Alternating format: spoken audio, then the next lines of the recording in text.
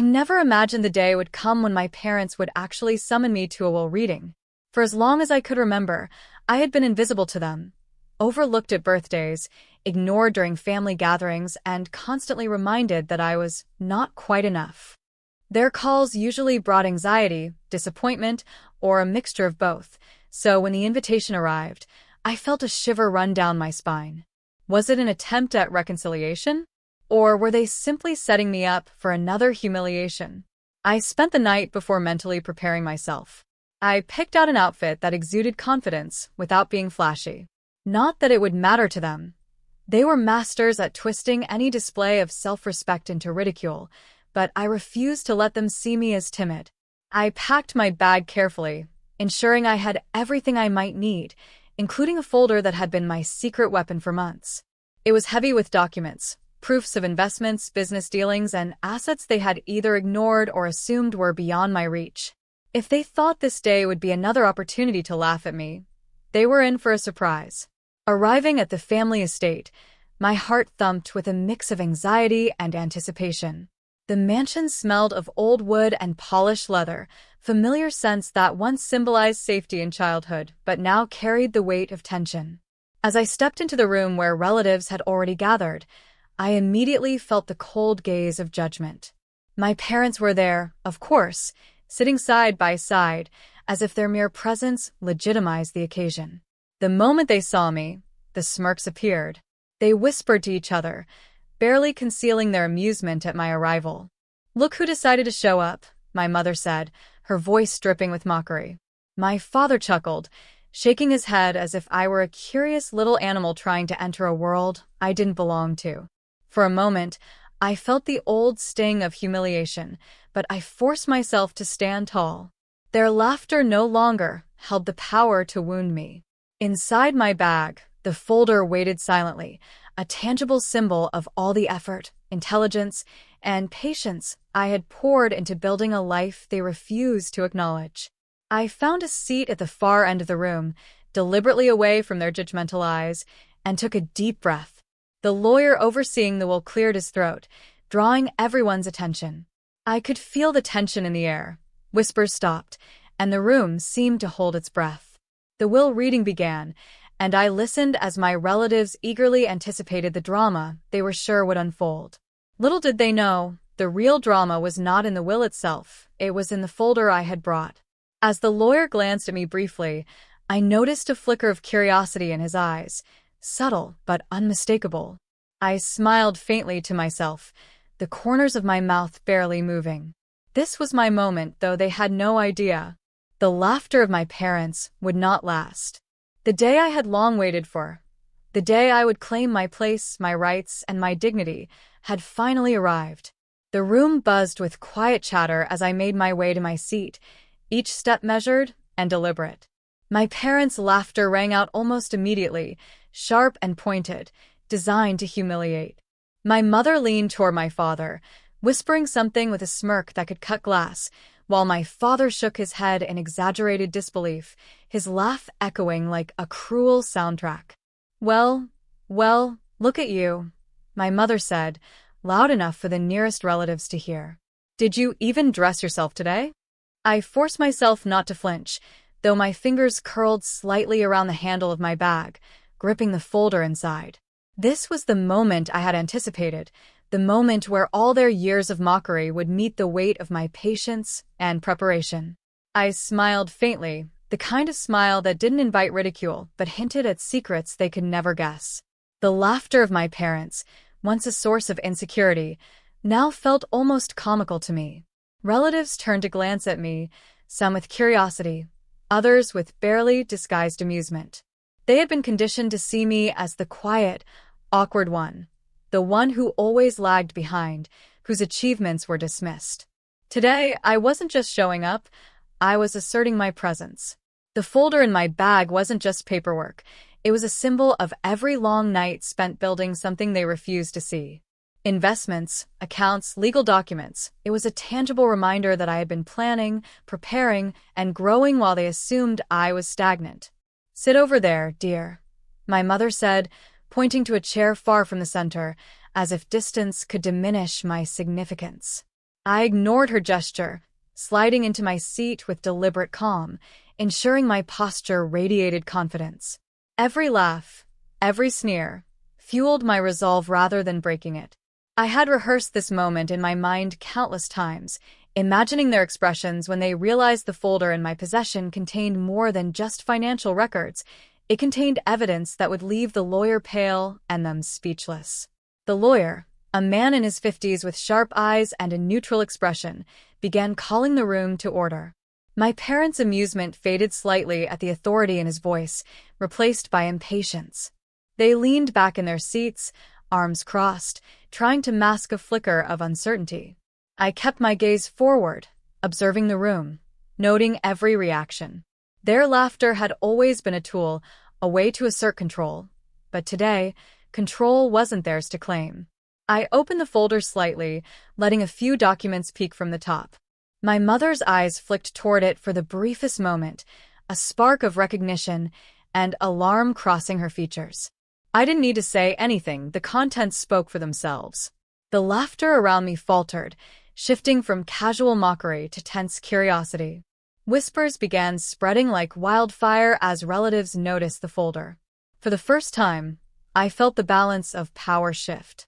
The mockery, the sneers, and the laughter that had once defined my presence in this room were no longer weapons they could wield. Today, I wasn't just the overlooked child. Today, I was the one holding the leverage, the one who would turn years of neglect and ridicule into undeniable authority. The lawyer had barely begun reading aloud when a subtle shift in the room caught my attention. He had been professional, composed, and seemingly indifferent to the undercurrents of family tension. But then his eyes flicked toward my folder, the one I had carefully kept close to me. For a brief heartbeat, he paused mid-sentence, his normally steady hand trembling slightly as he adjusted his glasses. I noticed the change immediately. The neutral, controlled figure of authority, the man who had presided over countless will readings without flinching, was suddenly pale, almost as if he had seen something he wasn't prepared for.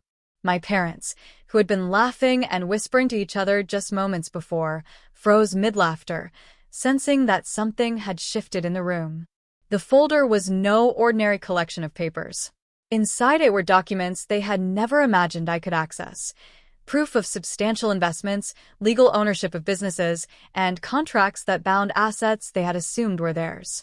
I had spent months preparing, making sure every document was legitimate, verifiable, and undeniable.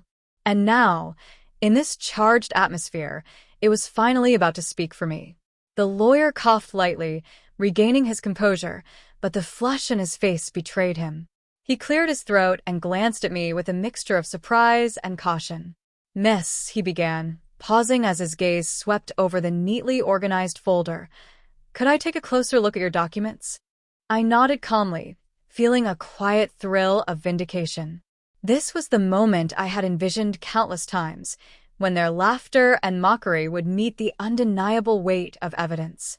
I slid the folder toward him, and as he opened it, his fingers paused on the first few pages.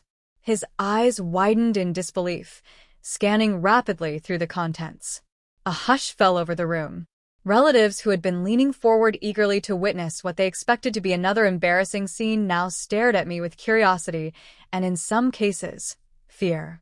My parents' smirks faltered, replaced by an almost imperceptible panic. Their whispering stopped entirely as they realized that the folder I carried wasn't just a collection of papers. It was the key to rewriting the story they had told themselves about me for years. The lawyer's usual calm, meticulous voice wavered slightly. These documents, they're legitimate?" he asked, almost as if testing me. I nodded once, firmly, without a trace of hesitation. His response sent a ripple through the room. My parents leaned forward, trying to catch a glimpse of what had left the lawyer speechless. I could see the panic in their eyes. Years of dismissing me, mocking me, and underestimating me suddenly collided with reality. For the first time, they were powerless. I didn't speak. I didn't need to. The folder did the talking. Every glance at the papers, every gasp of disbelief, every pale look on the lawyer's face reinforced the truth I had carried silently for years. I had prepared. I had persevered, and now, finally, I held the undeniable leverage over the people who had once tried to erase me. The laughter was gone. In its place was silence, thick with tension and anticipation. And in that silence, I realized that the balance of power in the room had shifted, forever. The lawyer carefully turned the pages of my folder, each sheet a revelation that seemed to make the room grow heavier with tension. My parents, who had been so confident mere moments ago, now leaned forward in disbelief, their eyes darting nervously between me and the documents. The laughter that had greeted my arrival was gone, replaced by a stunned silence that felt almost surreal. Inside the folder were documents that proved years of careful planning, investments, and business ventures that my parents had never even acknowledged. There were contracts showing that I owned significant shares in companies they thought belonged exclusively to family members. Bank statements, property deeds, and investment portfolios, all meticulously organized and verified, demonstrated that I had quietly built a life of independence and wealth while they had underestimated me. The lawyer paused on a particularly detailed sheet, his fingers tracing the numbers with a growing sense of astonishment. These holdings, he muttered, almost to himself, they're substantial. And they've been under your name the whole time? I nodded silently, maintaining a calm demeanor.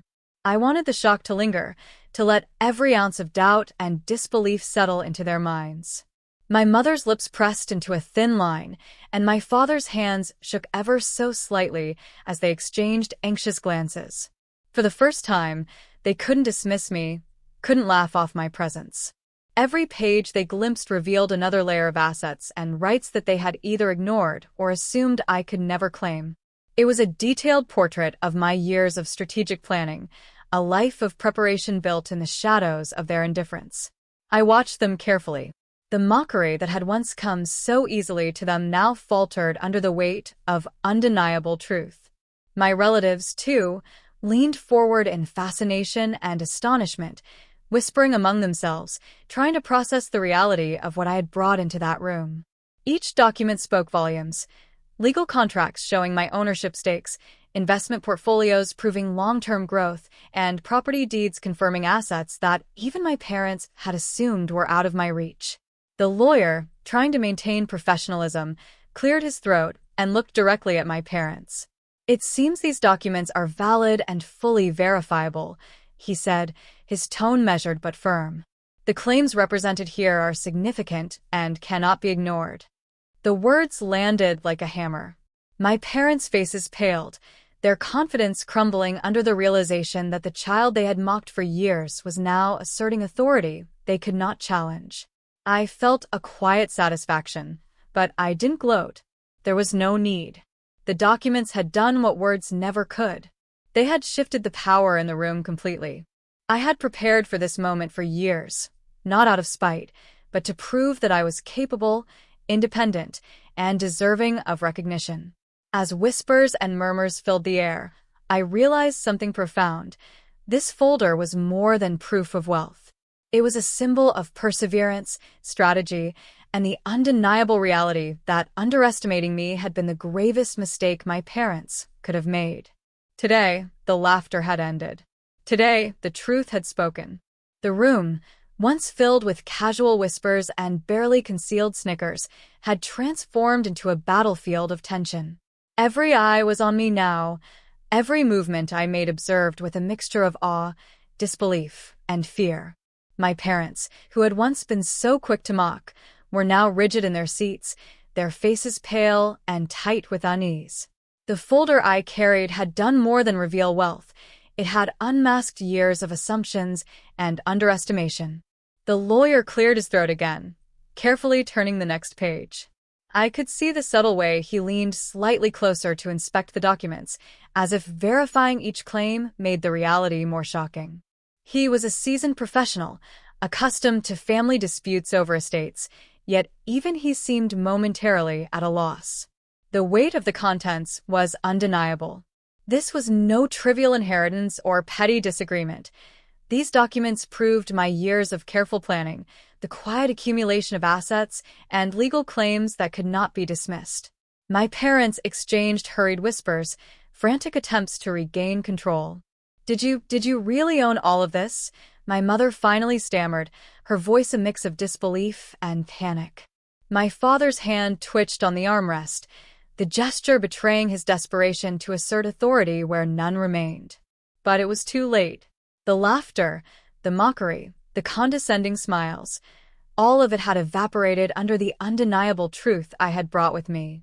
Relatives who had gathered to witness another predictable display of familial humiliation now watched in stunned silence. Some leaned forward, eyes wide. Others whispered to each other, their curiosity mingled with astonishment. The whispers reached my ears, fragments of conversations like, "I never knew," and "How did she?" confirming what I had long suspected. No one had truly understood the extent of my preparation. The lawyer finally looked up, his expression serious, almost reverent. "These holdings are significant. And they are under your name," he said, his words deliberate. He glanced at my parents, his gaze firm. "Their legitimacy cannot be questioned." The room seemed to hold its breath as those words sank in, and I watched as panic replaced arrogance on my parents' faces. My mother tried to speak again, to salvage the illusion of control. "Well, this doesn't mean," she began, only to be interrupted by my calm, steady voice. "It means exactly what it says. Every document here is valid, every claim verified. I have prepared for this moment, and I am ready to assert my rights." The room shifted. My parents leaned back, shoulders slumping slightly, a quiet acknowledgement that their power had been stripped from them. The relatives, once expecting drama at my expense, now witnessed a transformation, an undeniable statement that I was no longer the overlooked, mocked child. I sat back, letting the silence speak for itself.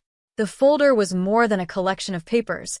It was a declaration of independence, of capability, and of long overdue respect. The tension in the room was thick, palpable, and entirely on my side.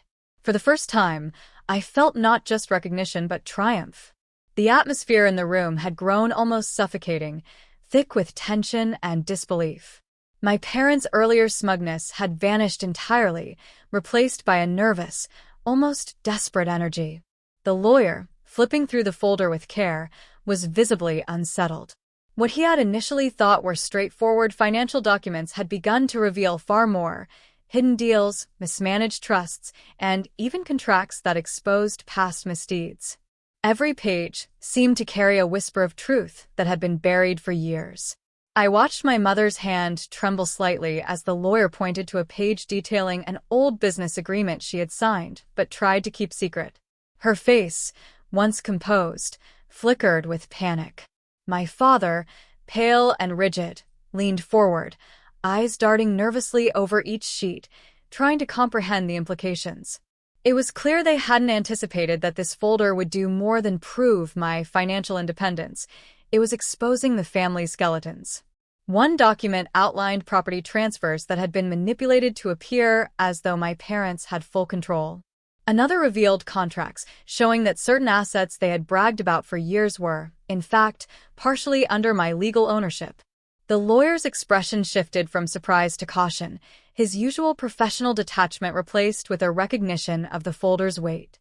He cleared his throat, glancing at my parents. "These documents," he said carefully, "not only demonstrate her claims but also highlight discrepancies and omissions that cannot be ignored. Some of these agreements appear to have been misrepresented in the past." The words hung in the air like a thunderclap. My parents exchanged panicked glances, whispering hurriedly as if the room's walls could somehow shield them from exposure. Relatives leaned forward, some in shock, others in disbelief, but all aware that the balance of power had shifted irrevocably. I kept my composure, allowing the documents to speak louder than any argument I could make. It wasn't just about money. The folder contained evidence of years of manipulation, hidden contracts, and oversights that painted a clear picture. For years, I had been systematically dismissed, my potential underestimated, and my rightful claims ignored. The lawyer, who had seen countless disputes over estates, was visibly careful in his approach, as though one wrong move could escalate the tension into open confrontation. I remained calm, letting my gaze sweep across the room. I could see my mother's jaw tightening, my father's fingers twitching nervously, and distant relatives exchanging incredulous glances.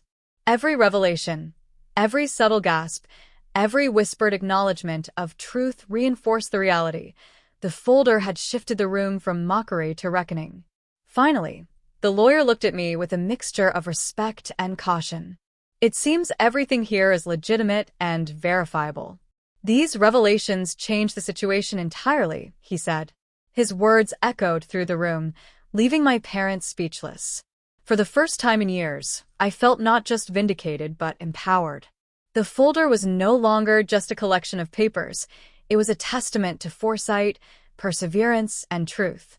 And now, the family that had mocked me for years could only stare in disbelief as the reality of their underestimation became undeniable. The room had transformed entirely. The mockery and condescension that had greeted me at the door were gone, replaced by a palpable tension that hung in the air like smoke. My parents, once confident in their authority, now sat rigidly, their faces pale and tight with unease. Every page of the folder had chipped away at the facade of control they had clung to for years, revealing a truth they had never anticipated. I was no longer the overlooked child. They were no longer the dominant force in this room. The lawyer, still examining the documents, finally looked up. His gaze swept over my parents, then back to me. "Everything in this folder," he said carefully, "is legitimate and verifiable.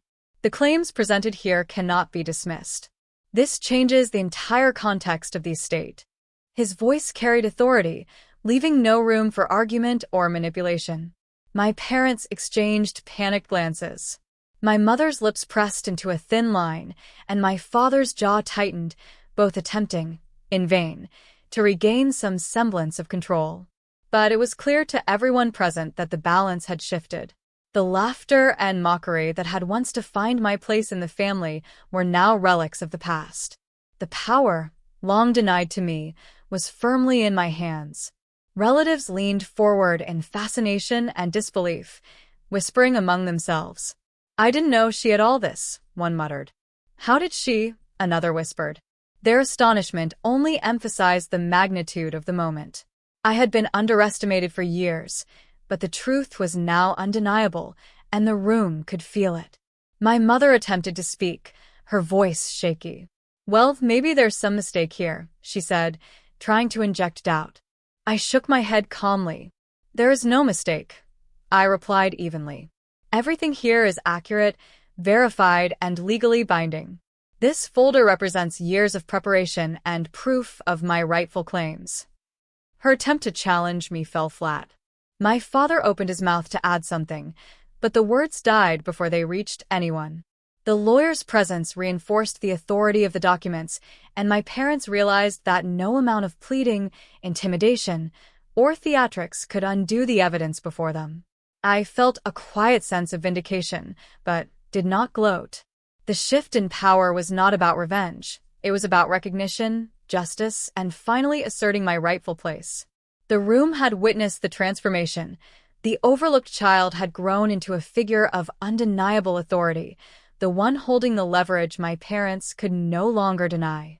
For the first time, I saw the fear in their eyes, not just fear of losing material possessions, but fear of their own misjudgment and the reality that they had underestimated me all these years. Their control, built on mockery and dismissiveness, was gone. And in that room, filled with family and witnesses, the truth had spoken louder than any words could. The folder had done more than reveal assets. It had rewritten the dynamics of the family. And as the lawyer continued to carefully inspect each page, I realized one thing clearly. The game had changed forever, and there was no turning back. The room had shifted from one of tension to quiet anticipation. My parents' earlier arrogance had completely evaporated, replaced with an uneasy silence. The relatives who had gathered to witness what they expected to be another moment of humiliation for me now leaned forward, eyes wide with disbelief, as the lawyer continued to examine the folder. Every page confirmed my claims, and every verification solidified the fact that I was no longer the powerless child they had dismissed. I took a deep breath, feeling the weight of the moment. This wasn't about revenge. It was about claiming what was legitimately mine, asserting the rights that had been denied to me for far too long. Slowly, I spoke, my voice calm but resolute. These documents prove not just ownership, but years of careful planning, legal rights, and investments that have been in my name. I am here to claim what is rightfully mine, as verified by these records and by the law. The lawyer nodded solemnly, confirming with gestures and quiet words that my claims were indeed legitimate. Every detail in the folder had been cross-checked, verified, and found accurate. It was irrefutable. My parents, whose confidence had once filled the room with laughter and mockery, now sat frozen, their eyes darting from me to the lawyer, unable to form a coherent response. "This means," my father finally stammered, voice tight, "that everything here you are entitled to it?" I met his gaze steadily. "Yes. Every document is legitimate, and every claim is verified. This is not up for debate." The room grew still, each person absorbing the gravity of my words. Even my relatives, who had once dismissed me, now saw the undeniable truth. The balance of power had shifted completely, and I was the one holding it. My mother opened her mouth, trying to argue, to insert doubt, but the words faltered. She realized that no amount of pleading or manipulation could reverse what the folder had proven. The lawyer, maintaining his professional demeanor, glanced at her with quiet authority. "The claims here are legally binding. Any attempts to challenge them without valid grounds would be futile." I felt a quiet satisfaction, a calm sense of victory that didn't need to be shouted or displayed. I had prepared, I had waited, and now, the truth could not be ignored. My parents' attempts to assert authority were meaningless in the face of documented evidence and the lawyer's verification. The power I had long been denied was now firmly mine. Relatives whispered among themselves, some offering subtle nods of acknowledgement, others unable to hide their shock. The room had transformed from a place of humiliation and mockery into one of recognition and reckoning. I had done more than claim assets. I had asserted my presence, my intelligence, and my ability to plan and execute what no one had thought possible. For the first time, I felt a deep sense of control, not just over the assets, but over the narrative that had defined me in this family for years. My parents had underestimated me, dismissed me, and mocked me, but now their helplessness was undeniable, and I was standing firmly in a position I had rightfully earned. The room was silent, heavy with anticipation. Every whisper had faded as the lawyer methodically reviewed the last pages of the folder. My parents sat rigid, faces pale, hands clenched in nervous gestures, as the weight of reality pressed down on them. They had spent years mocking me, dismissing my abilities, and assuming I was powerless, but now, the truth was undeniable. The lawyer finally set the folder down, his expression composed but firm. "All claims presented here," he said, his voice resonant and authoritative, "have been thoroughly verified. The documents are legally binding, and the rights outlined within them are enforceable under the law. There is no dispute here." Gasps rippled through the room. My parents' mouths opened and closed as if searching for words that didn't exist. The smug confidence that had accompanied their laughter when I first entered the room had completely evaporated, replaced with something close to panic. They had underestimated me, and now their helplessness was visible to everyone. I rose from my seat, holding myself with calm authority. "The contents of this folder," I said clearly, "represent my legitimate rights, ownership, and claims. I have waited patiently, but I will not wait any longer to have what is rightfully mine recognized and respected." My voice carried across the room, steady and unwavering, demanding acknowledgement. The lawyer nodded in agreement. "Her statements are accurate. The claims are validated by law, and the documents in this folder are conclusive. Any attempt to contradict or dismiss them would not stand in a legal setting." My parents shifted uncomfortably, realizing that the moment of reckoning they had ignored for years was now inescapable. Their eyes flickered nervously to the relatives, some of whom had begun whispering in hushed tones, exchanging astonished glances. I had always known that the judgment of others could sting, but this time, it was on my side. Their disbelief and fear were now evidence of a truth they had spent years refusing to see. I closed the folder slowly, letting the sound of it clicking shut echo through the room. It was a deliberate gesture, a quiet declaration that the legal authority had recognized what I had brought forward. No longer could my parents dominate the narrative or diminish my accomplishments. Every page, every verified claim, and every acknowledgement by the lawyer had shifted the power entirely. For the first time, I saw them not as authority figures, but as ordinary people confronted with consequences they had ignored. Their laughter, mockery, and dismissive remarks from years past now seemed almost absurd in their futility. I had anticipated this moment, prepared meticulously, and now the validation was complete. The room remained quiet, but the tension had changed. It was no longer my burden. The verdict had been delivered not by me, but by the undeniable proof within the folder and the authority of the lawyer. The balance of power had shifted permanently, and I could finally step forward with the recognition, respect, and rightful claims that had long been denied to me. The room felt different now, charged with a quiet energy that I hadn't felt in years.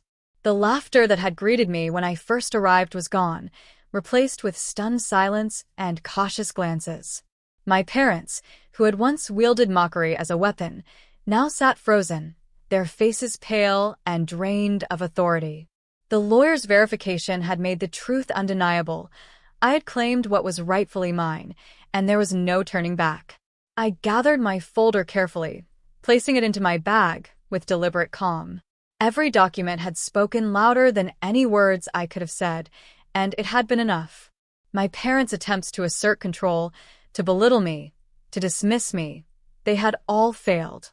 I had prepared for years, patiently building, documenting, and verifying, and now the payoff was complete. Relatives who had come expecting drama at my expense now regarded me with respect, curiosity, and even admiration. Some whispered quietly, others nodded subtly, all acknowledging what the folder had made clear. I was capable, independent, and deserving of recognition. I had transformed from the overlooked child into the person who commanded attention, not through anger or confrontation, but through preparation, foresight, and undeniable proof. My parents finally found their voices, but it was too late. We didn't know, my mother muttered, attempting to justify years of mockery and dismissal. My father's gaze dropped, avoiding eye contact, a silent acknowledgement of the truth they could no longer deny. I chose not to respond. Words would not undo the past, and they were no longer necessary. The folder and its contents had spoken for me. As I stood to leave, I felt a profound sense of liberation. This day had been about more than claiming assets. It had been about reclaiming respect, asserting my presence, and demonstrating that I would no longer be underestimated. The room, once filled with tension, disbelief, and fear, had shifted. Power had changed hands, and I held it firmly.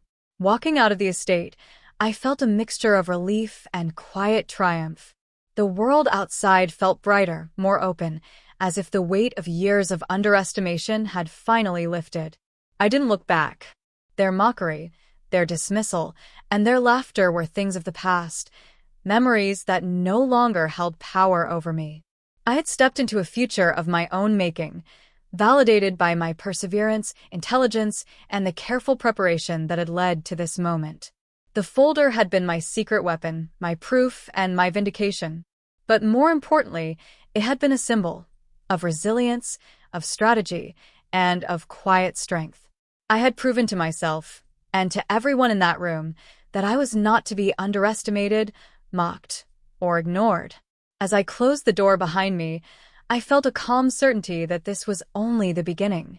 The power I had claimed, the respect I had earned, and the recognition of my rightful place were not just victories for one day. They were the foundation of a life I had built with patience, intelligence, and unwavering resolve. I walked away not with anger, but with the quiet satisfaction of someone who had finally been seen, acknowledged, and vindicated. And for the first time in years, I smiled, not because I had proven them wrong, but because I had proven myself right.